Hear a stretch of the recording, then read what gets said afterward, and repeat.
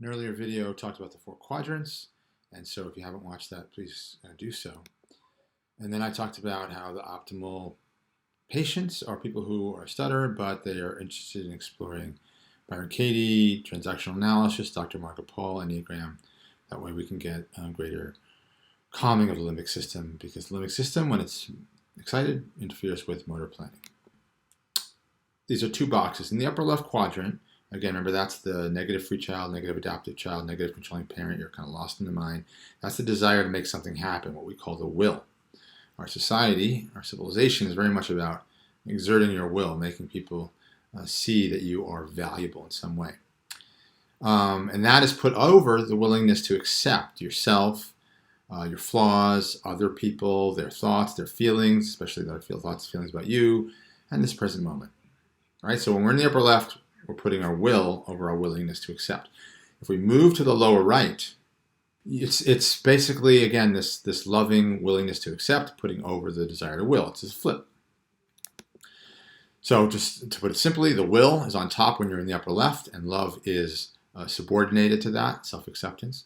But if you're in the lower right, a super calm limbic system, then loving yourself and accepting yourself becomes paramount to your will.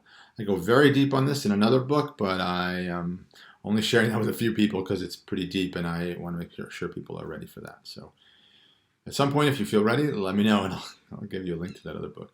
Okay, so in the upper right, we're moving over. We're starting to tilt towards that, and that's how we end up by calming our limbic system. So a lot of our work is just moving you to the upper right, moving you to the idealized parental figure, moving you into the heart. But what can then happen in the lower left is you start to become dissatisfied and you go back up to the upper left. So the path of evolution is to move to the lower right, but you probably can't stay there unless you're an awakened person, enlightened, so then you'll just start moving back and you just keep going around that circle. And if you reverse that arrow, then it's the occult, so let's not talk about that. Okay, so that's Aleister Crowley kind of stuff. So in the upper left, again, you're lost in the mind because you're sure you have the truth. We call that the expert mind, right? We want to go to the beginner's mind, and a lot of different techniques to get you there. But when you begin to see that the wisdom means that you ought to flee those thoughts or from yourself or other people who are claiming the truth, right? We're running toward a state of humble seeking. So that's we're leaving the expert mind. Is it a famous quote? Follow the seekers of truth and run from those who claim to have found it. So this is not a spiritual teaching. This is just a point of view that anything, whether it's yourself or another person that's claiming absolute authority or knowledge, is creating stress and tension. And if you're a person who stutters, your limbic system is going to get stressed way faster than anyone else. And so that's why if you're around someone who has authority over you or doesn't know that you stutter, then you're going to begin to try to find the truth, and that creates a fight, flight, or freeze response.